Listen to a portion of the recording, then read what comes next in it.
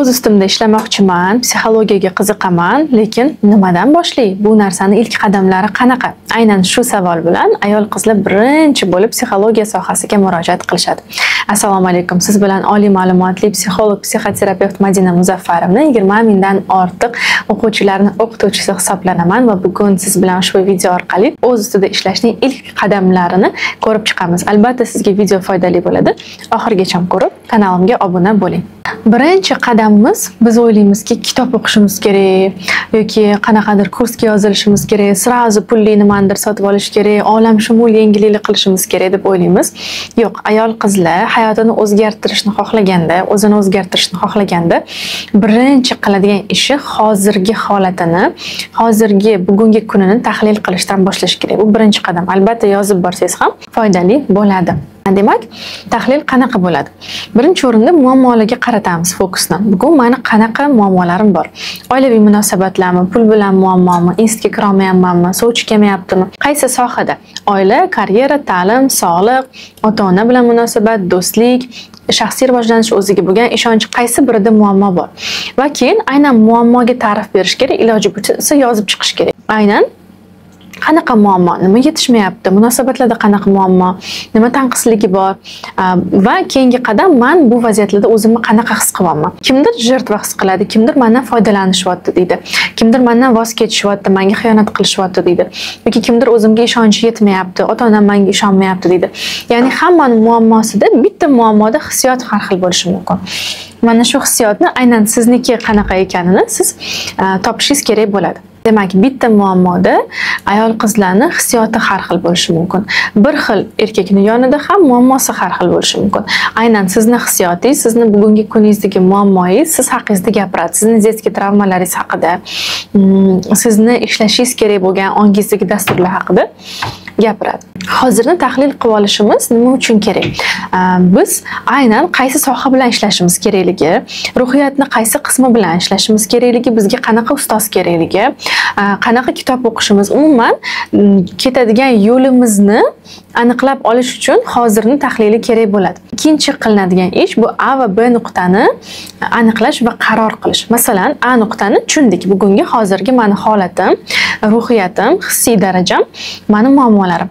Endi B nuqtani yozasiz. Bunaqa insonni B nuqtasi qanaqa? Demak, A nuqta sovchi kelmayotgan bo'lsa, B nuqta sovchi kelishi va chiroyli joyga turmushga chiqishi. A nuqta o'ziga ishonmayotgan bo'lsa, B nuqta o'ziga ishonib karyera qilishi. A nuqta qalb kasbini topmagan bo'lsa, B nuqta o'zligini anglashi va o'zini topishi va hokazo. Siz B nuqtani yozganingizdan keyin nafaqat dunyoviy taraflama maqsad yozasiz, balkim ana shu B nuqtaga erishgan insonni ham holati va hissiyotlarini yozishingiz kerak bo'ladi. Masalan, faqat turmushga chiqaman emasda, turmushga chiqqanimdan keyin men o'zimni xotirjam, jufti bor bo'lgan, to'la to'kis, haqiqiy ayollik jozibasidagi insondek his qilaman. Yoki karyerangiz hozir yo'q, siz qalb kasbingizni topib karyera qurmoqchisiz. Yozasiz. B nuqtam karyera qilish va men karyera qilganimdan keyin o'z daromadiga ega bo'lgan, o'zini himoya o'sha podushkasiga ega bo'lgan, o'zini oyog'ida mustahkam turadigan, kuchli, shaxsiy rivojlangan insonga aylanaman. Xuddi shunga o'xshab, demak A nuqta bilan B nuqtadan natija plus hissiyotlari va holatlari bo'lishi shart. Endi 3-o'rinda ana shu hammamizga ma'lum qadamlarni qilamiz, ilm olish va ustoz tanlash. Ya'ni endi aniqlaymiz. Muammolarni tushundik. Masalan, kimdadir kichkina bola terapiyasiga muhtoj bo'lishi mumkin, shunga mos ekspert tanlaydi. Kimdir ayollik jozibasiga muhtoj bo'lishi mumkin, masalan, meni tanlashi mumkin. Va shunga ko'ra uni kurs marafonlariga yoziladi yoki bo'lmasam shunga shu mavzudagi darslarni, kitoblarni xarid qilishni boshlaydi. Shunga monand ustoz tanlaydi. Ya'ni yo'lda ishoning, sizga baribir ilm, ustoz, darsliklar, kitoblar kerak bo'ladi. Har bitta rivojlanish yo'liga turgan ayol qiz, hattoki men o'zim ham haligacha bir nechta ustozlarim bor, doimiy ravishda institutlarda, doimiy ravishda qanaqadir kurslar xarid qilib, podkastlar ko'raman, darslarda qatnashaman, doimiy ravishda rivojlanish ustidaman. Va bu yo'l Agar siz bu yo'lda yurmas ekansiz, to'xtab qolsangiz ham degradatsiya boshlanadi, orqaga ketishni boshlaysiz. Shuning uchun o'z ustida ishlash degani bu tez yugurish degani emas, bu sekin mayda qadamlar bilan har kuni bitta sentimetrga bo'lsa ham oldiga siljish degani. Lekin asosiysi движение, ya'ni yurish. Mana ko'p qaytaradigan bitta gapim bor. Siz maqsad qo'ydingizmi, rivojlanmoqchimisiz? Demak, o'sha maqsad tomon siz har kuni hech bo'lmasa yugurishingiz kerak. Yugura olmayapsizmi? Har kuni yurishingiz kerak bir qadamni. Yura olmayapsizmi? O'sha tarafga qarab emaklashingiz kerak. Agar emaklashga ham bugun kuchingiz, toqatingiz va quvvatingiz, irodangiz yetmasa, hech bo'lmasa o'sha maqsad tarafga qarab yotishingiz, o'sha tarafga qarab nafas olishingiz kerak. Lekin majoziy ma'noda aytganda har kuni maqsadingiz uchun bittagina bo'lsa ham, xoh jismoniy, xoh ruhiy, xoh ongida amalni bajarishingiz kerak bo'ladi va bu narsa sizni to'xtash va orqaga ketishdan asraydi.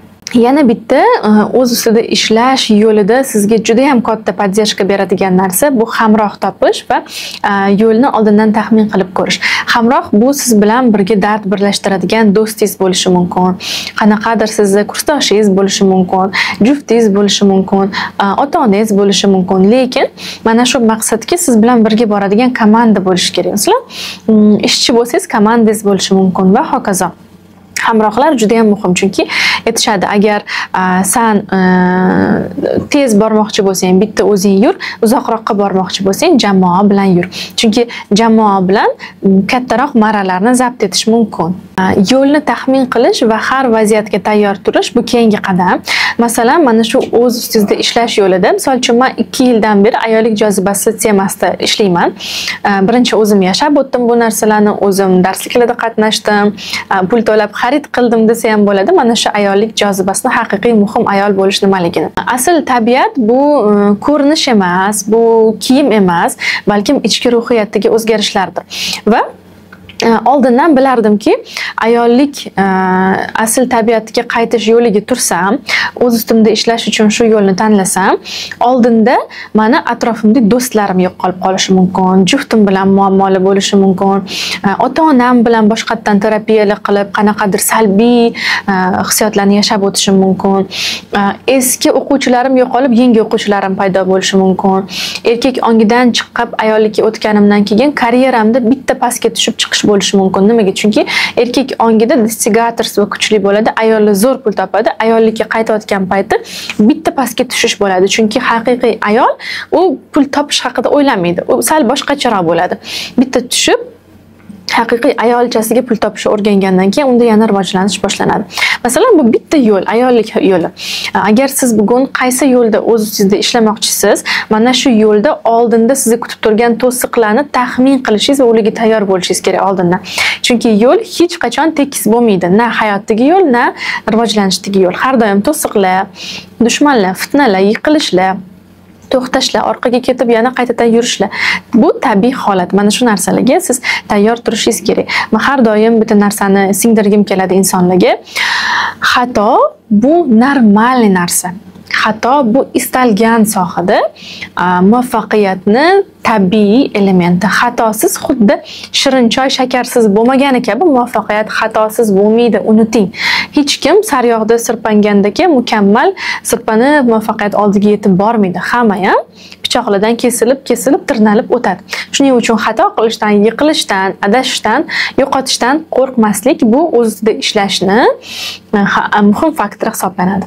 Keyingisi doimiy yangi odatlarni shakllantirish. Masalan, aytib o'tganimdek, har kuni o'zingizga bitta odatni shakllantirish mumkin. Men maqsadim yo'lida bitta amalni bajaraman. Masalan, men ayollikka qaytish haqida ishladim va har kuni bitta pomada xarid qilishim mumkin bugun.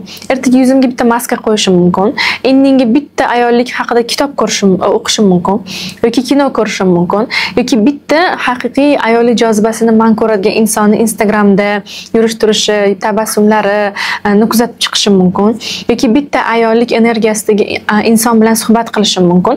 Ya'ni har kuni jismonan ustimda va ichimda ayolligimni o'zgartiradigan va kuchaytiradigan bitta amalni odat tusiga kiritishi mumkin.